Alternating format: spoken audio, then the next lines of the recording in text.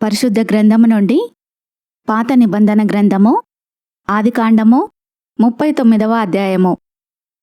యోసేపును ఐగుప్తునకు తీసుకుని వచ్చినప్పుడు ఫరో యొక్క ఉద్యోగస్థుడును రాజసంరక్షక సేనాధిపతియునైన పోతీఫర్ అనునొక ఐగుప్తీయుడు అక్కడికి అతన్ని తీసుకొని వచ్చిన ఇస్మాయేలీయులనొద్దనతని కొనెను.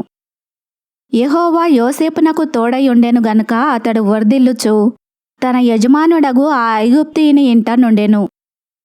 యెహోవా అతనికి తోడై ఉండెననియు అతడు చేసినదంతయు అతని చేతిలో యెహోవా సఫలము చేసెననియు అతని యజమానుడు చూచినప్పుడు యోసేపు మీద అతనికి కటాక్షము కలిగెను గనుక అతని యొద్ద పరిచర్య చేయువాడాయెను. మరియు అతడు తన ఇంటి మీద విచారణకర్తగా అతన్ని నియమించి తనకు కలిగినదంతయు అతని చేతికి అప్పగించెను. అతడు తన ఇంటి మీదను తనకు కలిగినదంతటి మీదను అతని విచారణకర్తగా నియమించిన కాలము మొదలుకొని యెహోవా యోసేపు నిమిత్తము ఆ ఐగుప్తీని ఇంటిని ఆశీర్వదించెను.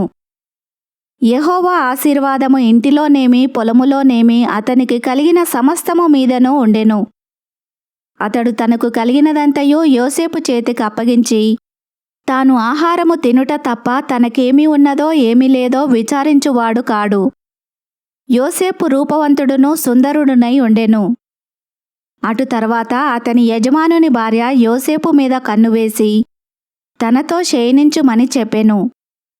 అయితే అతడు ఒప్పక, నా యజమానుడు తనకు కలిగినదంతయు నా చేతికి అప్పగించెను గదా, నా వశమున తన ఇంటిలో ఏమి ఉన్నదో అతడెరుగడు. ఈ ఇంటిలో నాకంటే పైవాడు ఎవడునూ లేడు. నీవు అతని భార్యవైనందున నిన్ను తప్ప మరిదేనిని నాకప్పగింపకై ఉండలేదు. కాబట్టి నేనెట్లు ఇంత ఘోరమైన దుష్కార్యము చేసి దేవునికి విరోధముగా పాపము కట్టుకొందునని తన యజమానుని భార్యతో అనెను. దినదినము ఆమె యోసేపుతో మాటలాడుచుండెను గాని అతడు ఆమెతో శయనించుటకైనను ఆమెతో నుండుటకైనను ఆమె మాట విన్నవాడు కాడు. అట్లుండగా ఒకనాడు అతడు తన పని మీద ఇంటి లోపలికి వెళ్ళినప్పుడు ఇంటి మనుషులలో ఎవరునూ అక్కడ లేరు.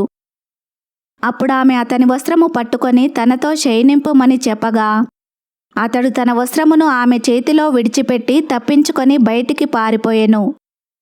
అతడు తన వస్త్రమును ఆమె చేతిలో విడిచి తప్పించుకొని పోవుట ఆమె చూచినప్పుడు తన ఇంటి మనుషులను పిలిచి, చూడుడి, అతడు మనలను ఎగతాళి చేయుటకు ఒక హెబ్రీయుని మన యొద్దకు తెచ్చియున్నాడు.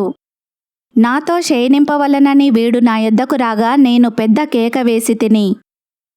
నేను బిగ్గరగా కేక వేయుట వాడు విని నా దగ్గర తన వస్త్రమును విడిచిపెట్టి తప్పించుకొని బయటికి పారిపోయినని వారితో చెప్పి అతని యజమానుడు ఇంటికి వచ్చు వరకు అతని వస్త్రము తన దగ్గర ఉంచుకొనెను. అప్పుడామె తన భర్తతో ఈ మాటల చొప్పున చెప్పెను, నీవు మన యొద్దకు తెచ్చిన ఆ హెబ్రీ దాసుడు నన్ను ఎగతాళి చేయుటకు నా యొద్దకు వచ్చెను. నేను బిగ్గరగా కేక వేసినప్పుడు వాడు తన వస్త్రము నా దగ్గర విడిచిపెట్టి తప్పించుకొని బయటికి పారిపోయేననెను. కాబట్టి అతని యజమానుడు, ఇట్లు నీ దాసుడు నన్ను చేసెనని తన భార్య తనతో చెప్పిన మాటలు విన్నప్పుడు కోపముతో మండిపడి అతనిని పట్టుకొని రాజు ఖైదీలు బంధింపబడు చెరసాలలో వేయించెను. అతడక్కడ చెరసాలలో ఉండెను. అయితే యెహోవా యోసేపునకు తోడయుండి అతని యందు కనికరపడి అతని మీద ఆ చెరసాల యొక్క అధిపతికి కటాక్షము కలుగునట్లు చేసెను. చెరసాల అధిపతి ఆ చెరసాలలో ఉన్న ఖైదీలనందరినీ యోసేపు చేతికి అప్పగించెను. వారక్కడ ఏమి చేసిరో అదంతయు అతడే చేయించువాడు. యెహోవా అతనికి తోడయుండెను గనక ఆ చెరసాల అధిపతి అతని చేతికి అప్పగింపబడిన దేనిగూర్చియు విచారణ చేయకై ఉండెను. అతడు చేయునది యావత్తూ యెహోవా సఫలమగునట్లు చేసెను. ఈ వాక్యమును విన్న మిమ్ములందరినీ దేవుడు దీవించునుగాక. ఆమెన్.